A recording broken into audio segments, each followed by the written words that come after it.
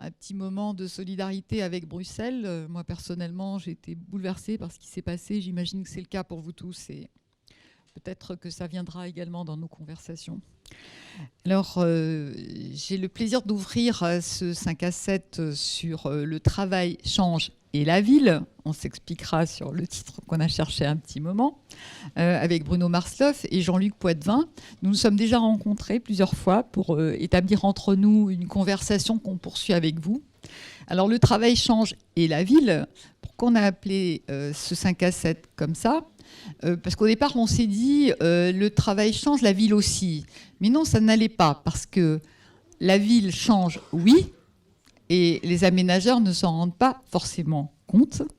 Et la ville interroge les professionnels que vous êtes sur ce que nous avons à faire pour intégrer le fait que le travail change dans les modèles urbains, dans les programmes que mènent les aménageurs et les urbanistes et les villes. C'est un débat qu'on va mener ensemble à plusieurs et avec vous. Alors, de façon assez intéressante, ce 5 à 7 succède à la ville numérique, dont on avait demandé si elle allait changer la ville avec Antoine Picon et Jean-Luc Charles, qui dirige la Samoa, qui est dans la salle. Et la fin du débat a porté justement sur le travail et la manière dont le travail avait changé avec le numérique. Et c'est un des thèmes qu'on va aborder. Alors pour moi, ce 5 à 7 est né d'un très grand enthousiasme que j'ai ressenti quand j'ai lu ce remarquable petit ouvrage de Bruno Marsloff, Sans bureau fixe.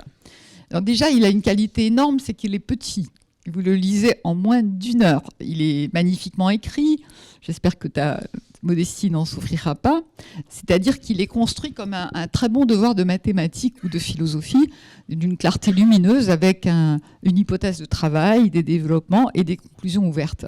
Alors j'étais très très enthousiasmée par cet ouvrage et j'ai eu envie de rencontrer Bruno Marsloff pour échanger à ce sujet et poursuivre au fond son ouvrage dans une conversation sur la façon dont la ville allait changer. Et donc, c'est bien comme ça qu'est née cette idée du 5 à 7. Alors, de quoi s'agit-il ? Il s'agit du travail qui change dans sa nature, dans sa localisation, dans ses temporalités, dans son mode de rémunération, dans son statut.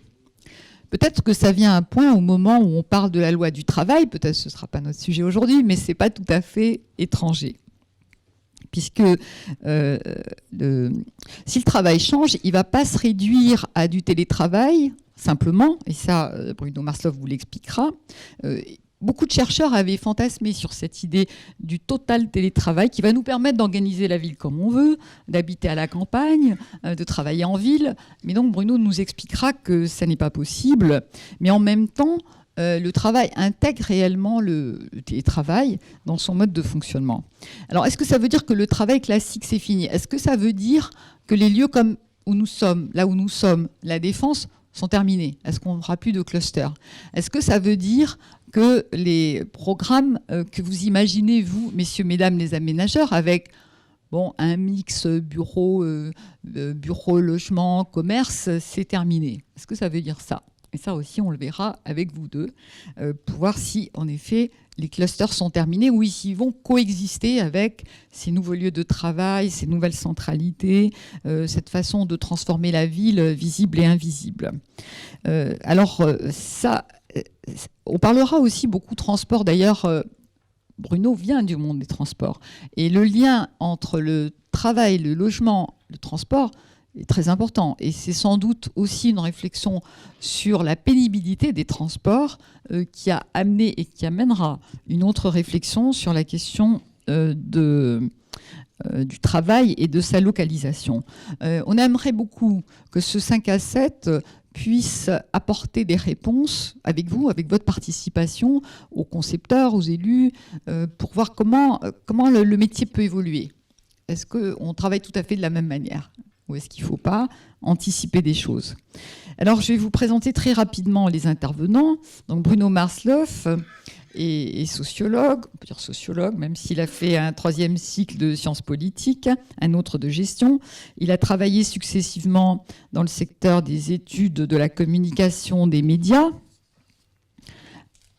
avant de fonder en 1993 son bureau d'études qui s'appelle Chronos, c'est un cabinet de sociologie. Il a embauché sa fille d'ailleurs, qui est peut-être dans la salle, une de ses filles. Et c'est un cabinet de sociologie et de prospective qui s'est rapproché du groupe SOS en 2015, en laissant beaucoup plus de temps à Bruno Marsloff pour explorer ses thèmes de prédilection, le temps de la ville, d'où Chronos d'ailleurs, les mobilités physiques et numériques, les intelligences de la ville, leurs data, les écrans, et bien sûr le travail et la ville. Donc il écrit beaucoup, il a un site internet qui peut vous indiquer, où de temps en temps il fait des chroniques incendiaires, en particulier sur Réinventer Paris, pour lequel j'avais fait une matinée il y a peu de temps.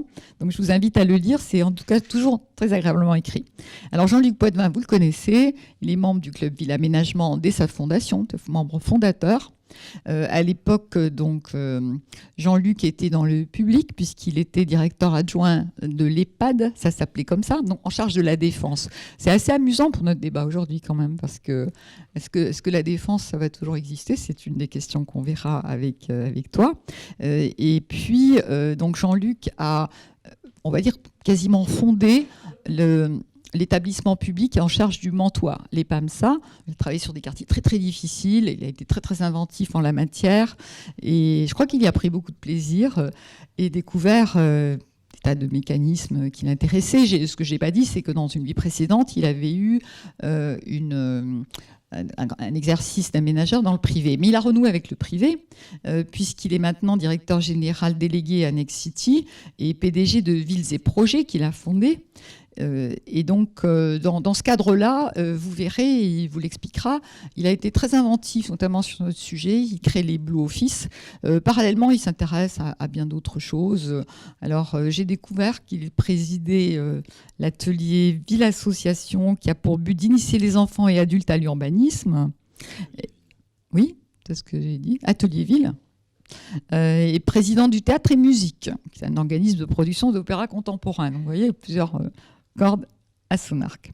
Alors d'abord, nous allons écouter assez longuement Bruno Marsloff, après vous avoir rappelé que très bientôt, le Club Ville Aménagement organise son grand colloque, donc qui organise tous les 2 ans, Ensemble la ville. Ça se déroule à Strasbourg les 7 et 8 avril. Et donc, vous avez le programme à l'entrée, et si vous êtes demandeur, on vous l'envoie. Si vous n'êtes pas inscrit, si par hasard vous avez échappé à notre listing, dites-le nous, parce qu'il y a encore de la place, ça va être très agréable, très intéressant. On va réfléchir sur beaucoup de sujets de la ville, sur la précarité, sur les nouvelles méthodes, sur l'énergie, bien sûr. Et il y aura des visites, il y aura des intervenants de haut niveau. Et vous êtes les bienvenus. Ce n'est pas gratuit, malheureusement, comme les 5 à 7. Alors je rappelle aussi que les 5 à 7 sont retransmis en direct et en différé en général. Je vous envoie le lien après et on fait un compte-rendu auquel vous pouvez accéder.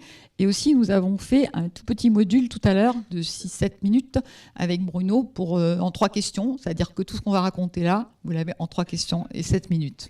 Mais restez quand même avec nous parce que les 7 minutes ne résument pas tout.